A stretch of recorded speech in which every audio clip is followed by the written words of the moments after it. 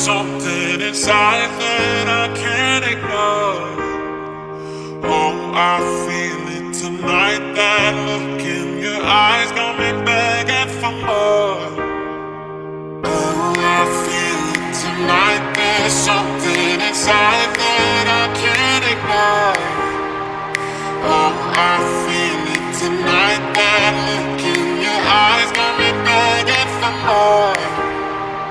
Salut les amis d'RFLJ. Salut à tous. Aujourd'hui nouvelle vidéo sur Une R9 TXE de Ouais. 1987.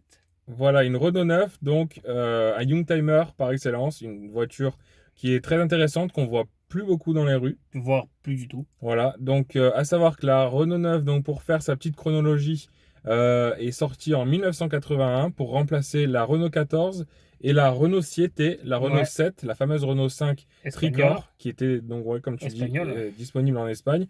Je crois aussi dans les pays sud-américains peut-être, soit bon à vérifier, mais déjà en Espagne c'est sûr. Donc c'était pour remplacer la R14, la fameuse Poire. Poire. Voilà, et donc la R7, donc du coup. Et donc elle a fait une carrière entre 1981 et 89. Ouais. Et donc elle a été remplacée ensuite par la Renault 19. Non, Renault. Renault 19. Renault 19. Oui, exactement. Voilà. Exactement. René, tu fais bien de parler de la R11, puisque la R9 était la sœur, la fausse jumelle de la R11. La seule différence, vous le verrez, alors là on n'a qu'une R9 avec nous, mais vous verrez tout à l'heure quand on vous parlera de l'esthétique extérieure, vous verrez qu'il y a des différences. Là, Il y a R9 certaines différences est un esthétiques, Tricor. oui. Voilà, surtout sur là, on est en l'occurrence, on est en présence d'une phase 2. Donc Ouais. la phase 2, c'est surtout au niveau de l'arrière qu'on différencie une R9 et une R11. La R9 est un Tricor, c'est-à-dire avec un coffre, et la R11 est un haillon, donc un bicorps. La révolution du haillon quoi, sur la. Ouais, et d'ailleurs, c'est pour ça que la R11 a beaucoup mieux marché que la R9, puisque les gens préféraient la praticité d'un haillon. Ma mère, ayant eu une R9 et une R11, elle préférait la R11 parce que le coffre était immense. Alors que la R9, malheureusement, même si le coffre il a un bon volume, c'est contraignant. Ouais. C'est surtout la praticité. Je veux dire, quand tu ouvres ton haillon, tu vas avoir accès direct à l'habitacle, tandis que le coffre, c'est pas du tout la même chose. Pas du tout. Voilà. Donc, la phase 1 a sévi entre 1981 et 1986. Et en 86, il y a le restylage que vous allez découvrir, puisque là, donc, comme je vous l'ai dit, c'est une phase 2. Phase 2 ouais. Vous verrez le restylage donc, de la phase 2 de 1986 jusqu'en 1989. Voilà, et on peut parler jusqu'en 2001 en Turquie. 2000, ouais. 2000, pardon. Tu fais bien de le dire, c'est vrai. En Turquie, la R11, R9 a été construite jusqu'en 2000. Donc ça veut dire que les derniers modèles ont 20 ans. Voilà, les C'est sympa. derniers, les R9, R11 ont cohabité finalement sur cette planète, pas forcément en Europe, mais ont cohabité sur cette planète avec des Mégane, par exemple, qui sont leurs petites filles. Ah, c'est énorme. Voilà. Allez, maintenant, on va attaquer la présentation extérieure. Et puis, on fera la présentation intérieure plus tard. Voilà. Voilà, donc voici la Renault 9, donc dans une finition TXE. TXE, donc c'est la version haut de gamme luxe du véhicule. Voilà, parce qu'il y a deux finitions, hein. Il y a la TXE et la TSE.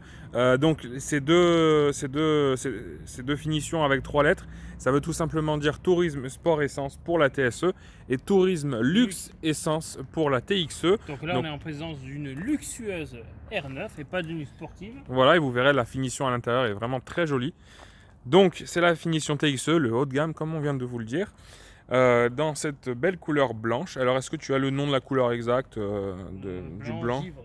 Il me semble que c'est blanc givre, mais je suis vraiment pas sûr. Ouais, je sais qu'il y a il y a des passionnés Youngtimer, notamment de Renault, qui connaissent bien les codes couleurs et les noms des couleurs. Donc, si vous savez le nom exact de ce blanc, n'hésitez pas à nous le faire parvenir. Blanc banquise. Ah non, ça c'est chez moi, ça c'est sur la DS4 le blanc banquise.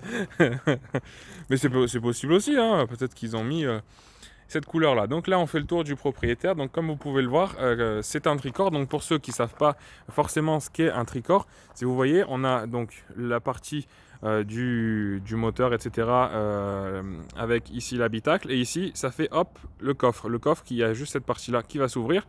Donc vous voyez bien que la voiture se fait en Tricor. À titre comparatif, par exemple, ici on a une Xantia juste à côté. Et elle, c'est un bicorps. Même celle-là, c'est vrai qu'elle ressemble à un Tricor. Elle ressemble à un Tricor. L'Astra, encore mieux. L'Astra, là, elle fait vraiment bicorps. L'Astra qui est juste à côté, vous voyez que Ça fait juste le compartiment moteur qui fait donc un premier corps. Et toute la partie habitacle, il n'y a pas de coffre qui vient sur la continuité, donc c'est un bicorps. Et ici, voilà, avec un haillon. Et ici, donc, vous voyez que la voiture se forme en 3 parties. Donc, c'est ça qu'on appelle un tricorps. Voilà. En ce qui concerne donc l'extérieur, vous voyez que ce sont des enjoliveurs, pas de jantes alu. C'était assez rare à l'époque sur certaines finitions de Renault 11. Sur la TSE, il me semble que c'était moins possible. Sur la Renault 11, on pouvait avoir des jantes alliages. Ici, on a des jantes tôle avec des enjoliveurs. C'est un véhicule de 1987. C'est vrai qu'on a oublié de le préciser en début de vidéo. Oui, donc 87, donc il a 33 ans. Voilà, donc 1987, donc l'année où Stéphane Roche a gagné le Tour de France, pour la petite anecdote. Et donc voilà, donc nous n'étions pas nés. C'est vrai qu'on était loin d'être nés.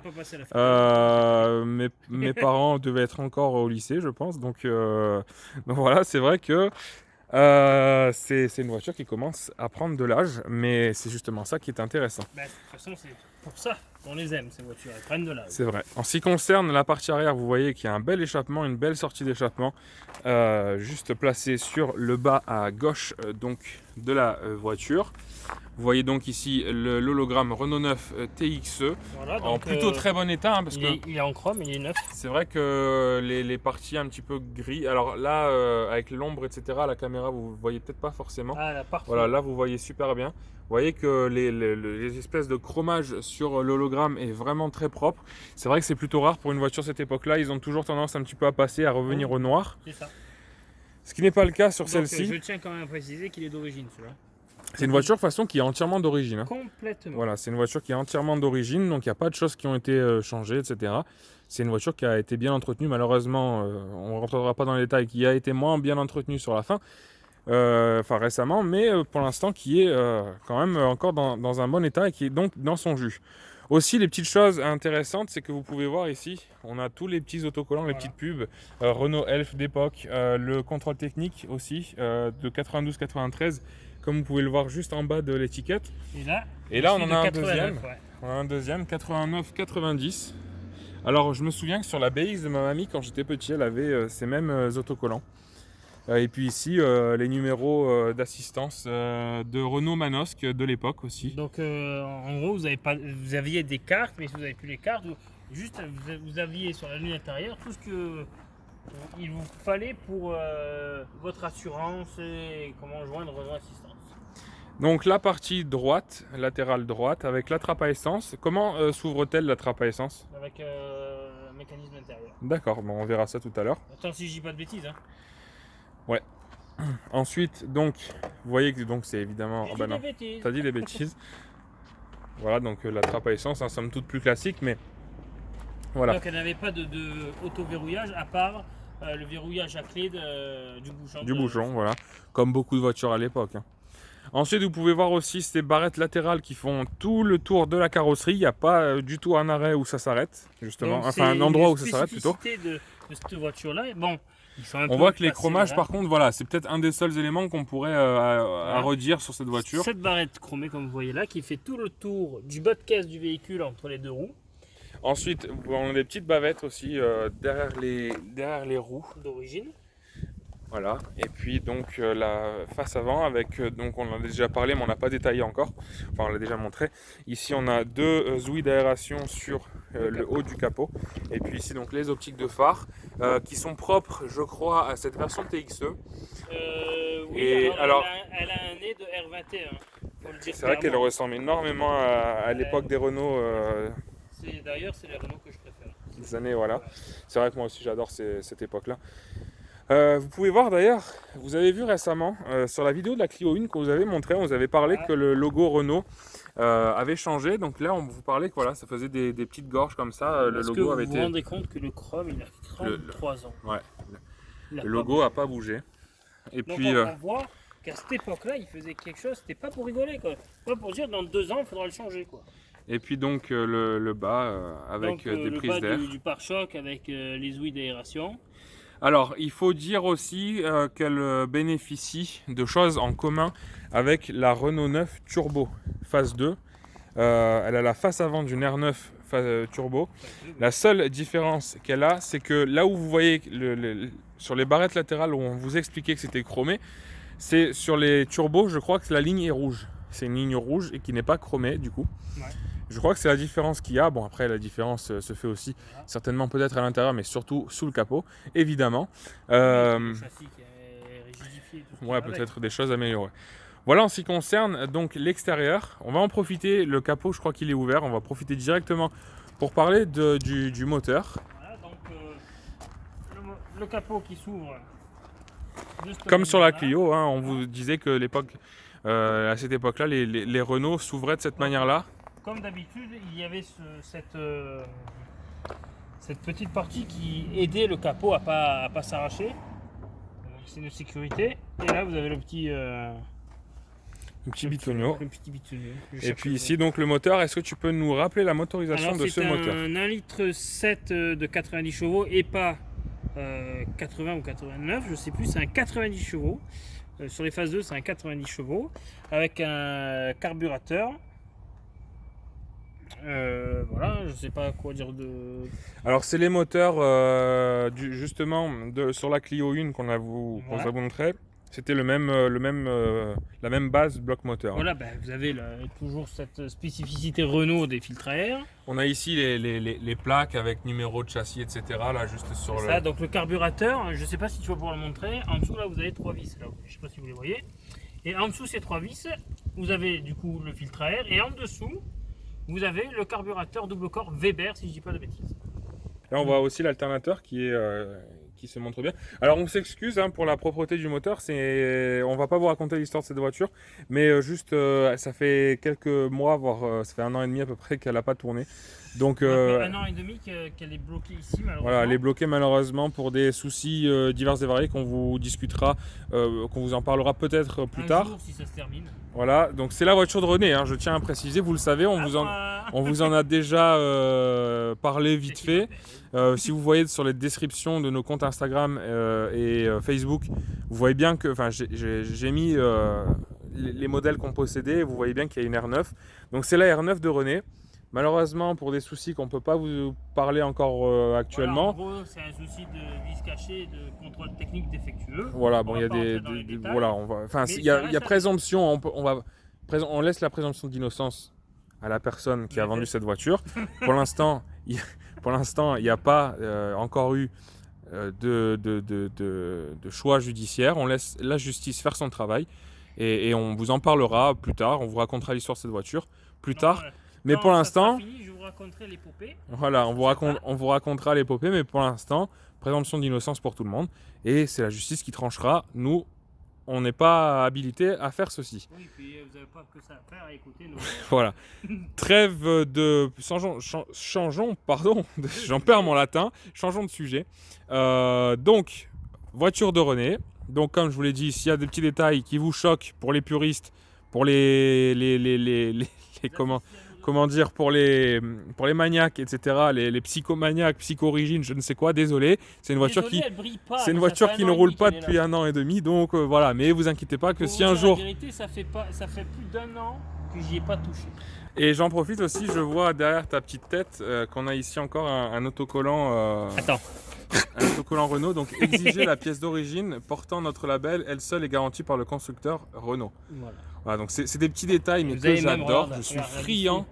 Ah ouais, il y a même le schéma, le dessin, le chemin. Mais on vous a même pas parlé encore du kilométrage. Quand vous allez voir le kilométrage, c'est vrai que vous savez que René René a cette faculté à trouver des voitures peu kilométrées, mais à chaque fois avec des problèmes.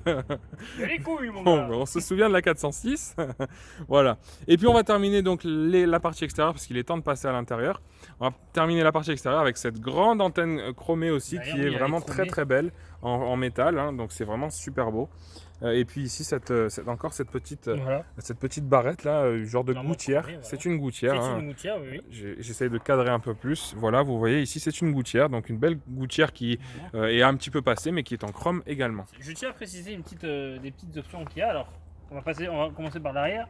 Elle a un petit béquet. Ouais. Ce qui rejoint ce qu'on disait qu'elle avait une appartenance quelque part, des liens avec la R11 Turbo. Ah oui, non, et R9 Turbo. La première fois que je l'ai vue, j'ai remarqué tout de suite ces différences entre celle que ma mère avait, qui était vraiment une toute bas de gamme, de chez bas de gamme, les toutes premières, et celle-là, qui était complètement différente. Elle a, pour l'époque, ce qui est étonnant, fermeture centralisée à distance et infrarouge. Ouais. Alors ça, c'est une option alors magnifique. Et puis, on ne vous a pas parlé aussi des rétros, des beaux rétros en plastique bien années 80. Voilà. Mais qui font largement leur travail parce qu'à son volant, on a une super... C'est vrai qu'ils sont gros. Hein. Par rapport à ce qu'on a pu voir ensuite sur les années 90 où les rétros ont été de plus en plus réduits. Maintenant, on rechangé ça. Une voiture qui m'a beaucoup déçu sur le terme des rétroviseurs, c'est la Citroën C5 phase 1. Alors là, vous avez... Dans la vidéo de la 208 que vous avez vue certainement, René en parle quand on parle des rétros. Il disait que sur sa C5, parce qu'il a aussi eu une C5 phase 1, on ne l'avait pas précisé sur la vidéo de la 208, c'est pour ça qu'il parlait de la C5. Il avait eu une C5 phase 1, enfin première génération, et c'est vrai qu'il... il y avait des petits rétros, ils ne servaient à rien, hein, à part regarder peut-être les voitures qui avaient un poil derrière, c'est tout. Hein. Voilà. Faire un créneau avec, Donc terminé pour la partie extérieure, maintenant on se retrouve pour l'intérieur. Allez, on attaque maintenant la partie intérieure avec un système très spécifique d'ouverture. Vous avez l'impression que c'est cette partie qui va se soulever, mais pas du tout en fait. C'est derrière. Voilà, en fait, on a, je sais pas si vous voyez bien, on a un système en dessous. Descend, et c'est ça en fait, on pousse une partie qui est à l'arrière. Et voici les entrailles de la bête, sublime, magnifique. Je sais pas ce que vous en pensez personnellement, c'est la première fois que j'approche cette voiture. C'est d'ailleurs la première fois que j'approche vraiment une R9, que je monte dedans, etc. Et je suis choqué par la qualité esthétique et même confort, etc. Des matériaux. De l'époque. Voilà, j'adore ces voitures-là et quand j'ai ça devant moi, je comprends pourquoi. Parce que vous voyez la sellerie. Regardez cette sellerie. En plus, cette voiture, on a la chance qu'elle est vraiment en parfait état. Voilà, et puis vous n'avez pas l'odeur. Nous, on a l'odeur de Renault, mais alors Renault 9. Parce que ça sent le neuf dedans, c'est impressionnant. Regardez ces sièges, c'est du velours, hein. C'est vraiment de la superbe qualité, c'est tout doux. Là, c'est pareil, vous allez regarder l'habillage de porte.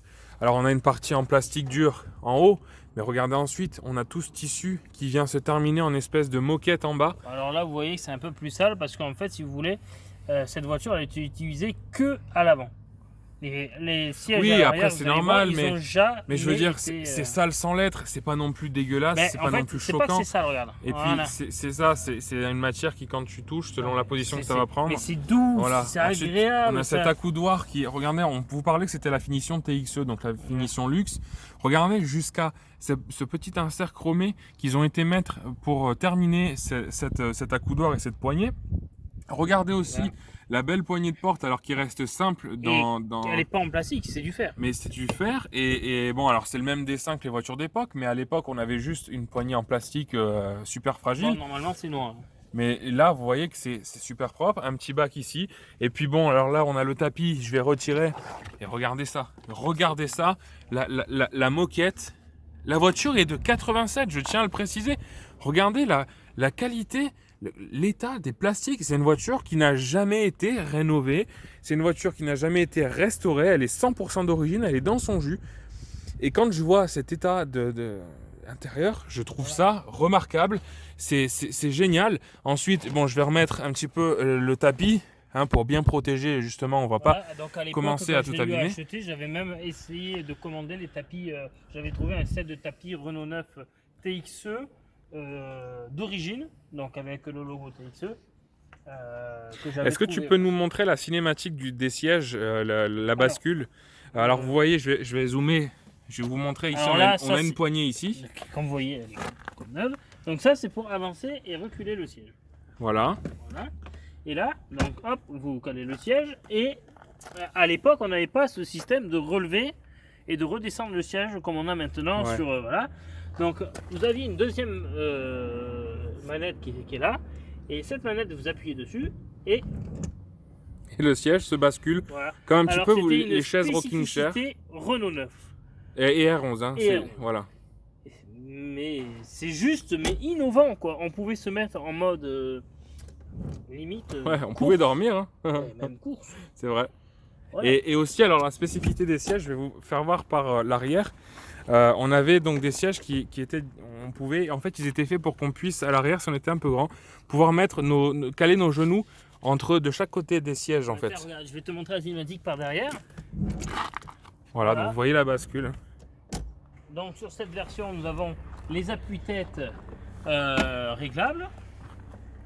Alors je tiens à préciser aussi qu'on dispose, on va en reparler un peu plus en détail, mais on dispose des vitres avant électriques. Vitres avant électriques et arrière manuel. Voilà.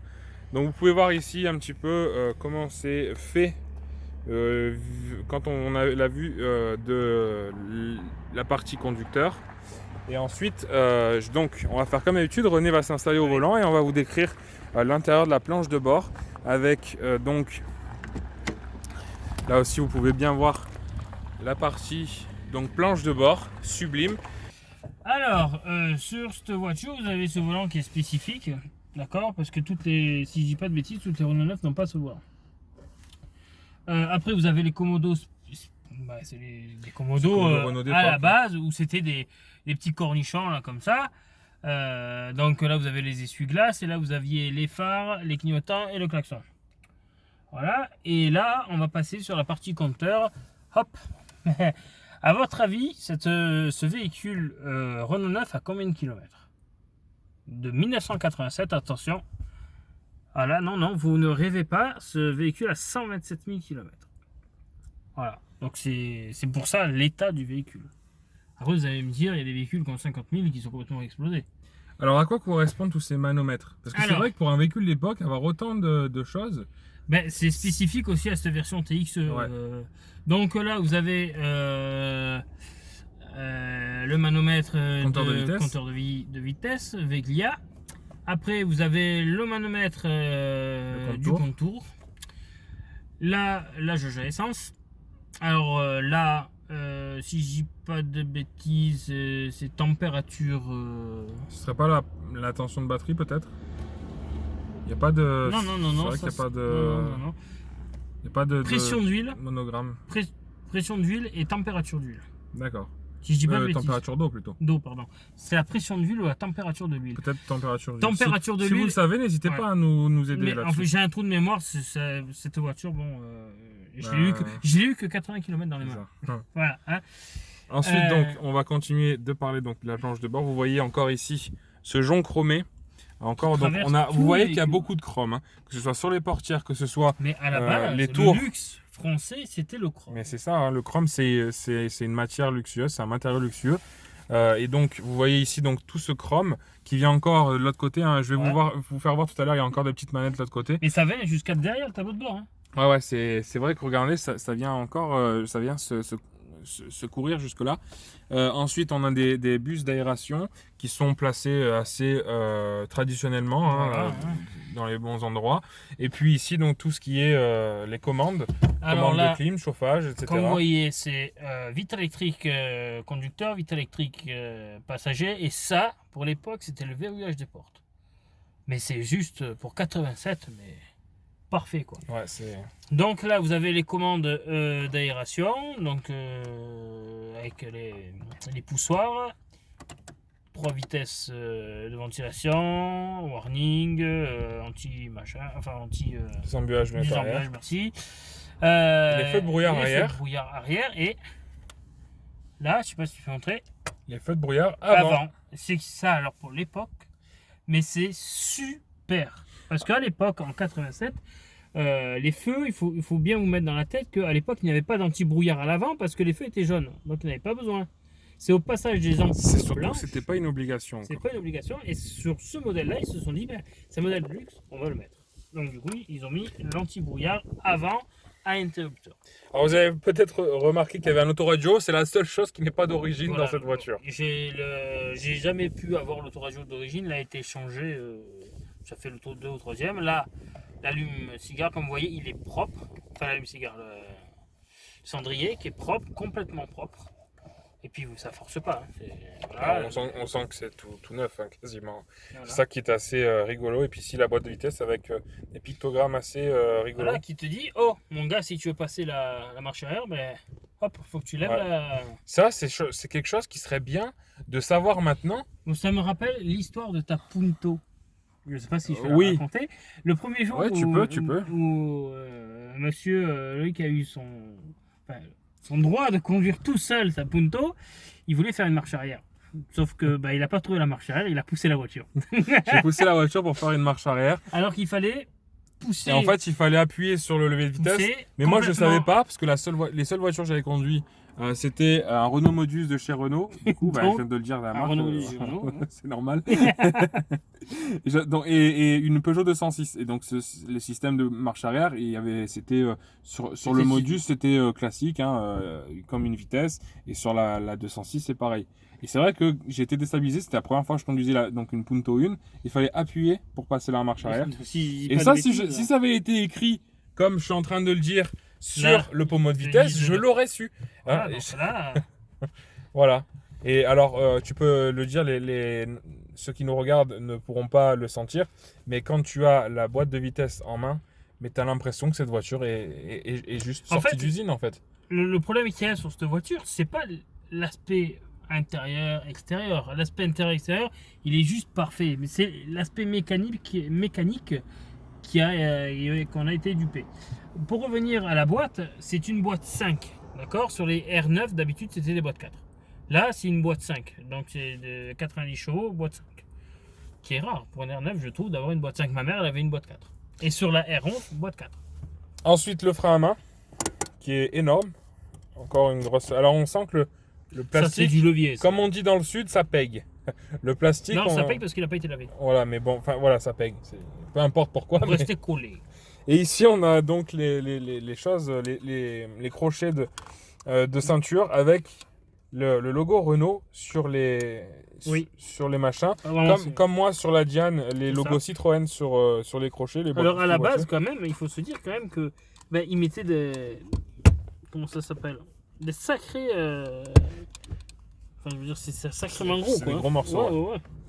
Voilà, et puis maintenant, donc, aussi les rétroviseurs qui se règlent avec une petite tige. Et la boîte à gants ici, avec des petits rangements. Déjà des portes gobelets. Oui, déjà des portes gobelets. Qui tiennent pas grand chose, mais c'était déjà là.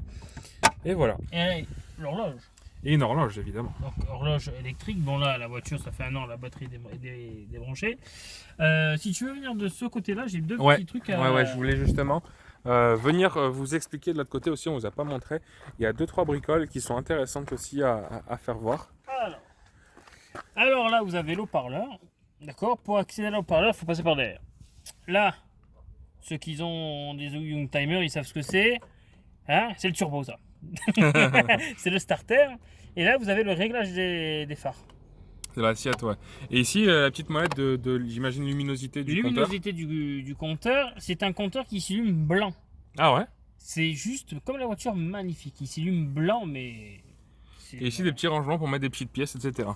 On passe à l'arrière. Passons à l'arrière. Alors, je vais vous faire voir l'habillage de porte de l'autre côté. Celui-là, il est un petit peu sale. Il y a 2-3 traces de gouttes de poussière. Donc, c'est un peu plus intéressant pour vous de voir un truc propre.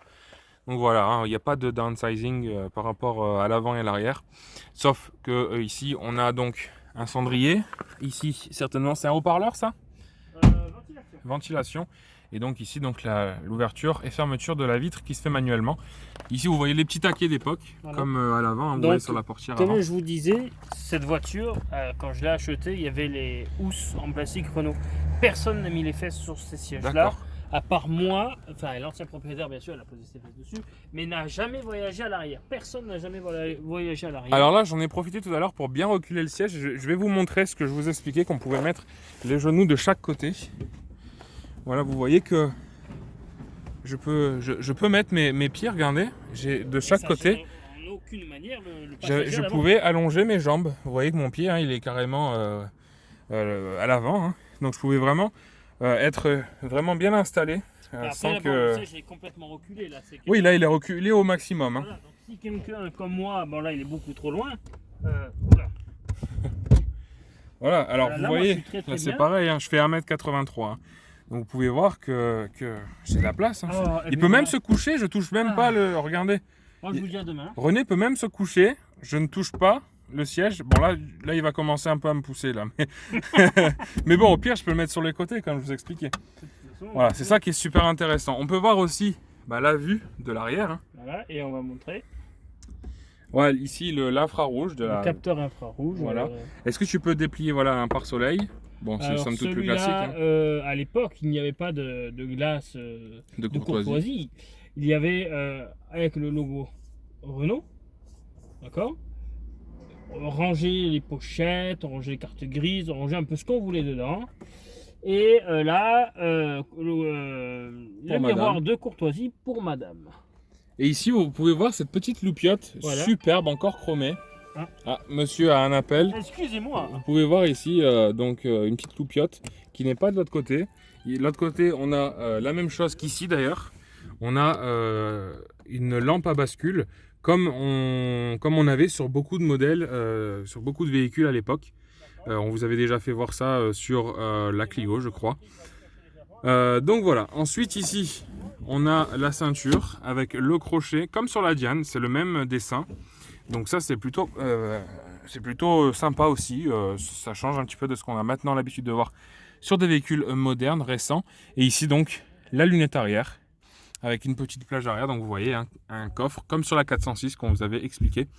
Un coffre avec une plage arrière ici et la vue de la lunette arrière, d'ailleurs la petite loupiote que je vous faisais voir, se trouve de part et d'autre. Coucou, je suis là. Voilà, René est de retour. Et puis la belle banquette, toujours dans le même tissu. Donc, est-ce que tu leur as dit comme quoi c'est ultra confortable? Ah oui, c'est confortable comme toutes les voitures d'époque, il n'y a pas de souci là-dessus. Et puis le ciel de toit aussi qui est dans un tissu, c'est assez joli. Voilà. Dernière chose, petit détail que j'ai remarqué, que j'aime bien, c'est la découpe de portière à son ouverture. Vous pouvez voir que normalement la portière, sa carrosserie, vient donc se plaquer ici. Et vous pouvez voir que donc ici on a encore, voilà, c'est un petit détail, mais c'est un petit détail de style qui est assez intéressant à regarder. On voit que la portière vient se plaquer encore sur la carrosserie. Voilà. C'est un petit détail, hein. Vous avez peut-être trouvé ça un petit peu con de le signaler, mais moi je trouve ça, je trouve ça intéressant. Voilà. Voilà pour ce qu'il en est de cette Renault 9. Donc c'est un vrai plaisir d'avoir pu vous la montrer. Parce que tout simplement c'est un véhicule peu connu de nos jours. Ouais, qu'on voit plus du tout. C'est un véhicule intéressant. Donc c'était super bien de pouvoir vous en parler. On espère pouvoir un jour vous la montrer sur la route. Mais ça, c'est l'avenir qui nous le dira. Voilà en ce qui concerne cette vidéo de la Renault 9. Merci beaucoup de nous avoir regardés. Voilà, donc si on a dit des bêtises, n'hésitez pas comme toujours, à nous corriger. On n'est pas des professionnels, on est juste des amateurs. Voilà, c'est comme sur les ventilations, je te dis des portes arrière. Je pense c'est des haut-parleurs. Oui, peut-être. Comme je vous l'ai dit, j'ai pas eu le plaisir de prendre en main cette voiture. On n'est pas des professionnels, on n'est pas les mécaniciens, donc voilà, on découvre en même temps que vous parfois, voilà. Merci d'avoir regardé cette vidéo. N'hésitez pas à partager, liker, commenter, vous abonner à notre chaîne YouTube, Facebook, Instagram. Voilà, aussi le groupe Facebook, parce qu'il y a une page, mais il y a un groupe aussi de partage qui s'appelle RFLJ Autocollection Groupe Partage, où vous pouvez demander à rejoindre ce groupe et après on se fera un plaisir de vous accepter. Et après vous avez juste à poster des photos, vidéos ou même juste parfois des anecdotes, des petites histoires. Présentez surtout vos véhicules. Présentez vos véhicules. Et puis n'hésitez pas aussi si vous avez envie. Alors nous on est dans le 04. On peut se déplacer partout dans la région de PACA si vous avez envie. Ou même vous pouvez nous rejoindre sur Digne-les-Bains ou les alentours, Manos, Sisteron, des choses comme ça. Si vous avez envie de faire passer votre véhicule sur la chaîne, n'hésitez surtout pas à nous le faire savoir. Ça peut même être une simple banale Clio 2 60 chevaux. Nous on filme toutes les voitures. De toute façon, notre mentalité, c'est toute voiture, qu'elle soit banale ou peu banale, sportive ou pas. Elles sont les bienvenues. Et puis même dans n'importe quel état, ça peut être une voiture que vous êtes en train de restaurer, une voiture que vous avez récupérée, même une voiture que vous en foutez complètement, elle est pourrie mais vous avez juste envie de la montrer. Passez un coup d'aspi quand même avant. Ouais, parce que nous, les gobelets, nous on aime bien quand même les voitures jolies. Mais bon. Comme vous voyez, cette voiture quand même, ça fait 1 an et demi qu'elle est postée et elle est quand même nickel chrome intérieur. Moi j'avais passé un coup d'aspi. Voilà, donc pour en revenir à ça, donc si vous avez envie qu'on passe votre véhicule sur la chaîne, ou même ne serait-ce que des photos, on fait un petit shooting, on a plein de beaux paysages par chez nous, donc on fait un petit shooting sur les montagnes, etc. N'hésitez pas à nous contacter, en espérant qu'il n'y ait pas de confinement. Voilà. Sinon, ça sera vous qui ferez les photos. Voilà. Et sinon, voilà. Ou si vous nous envoyez même une vidéo. Si vous avez envie de faire une vidéo, on pourra éventuellement pouvoir voir un petit peu pour la poster. Voilà les amis, à la prochaine. Et puis portez-vous bien. Et bon confinement. Salut.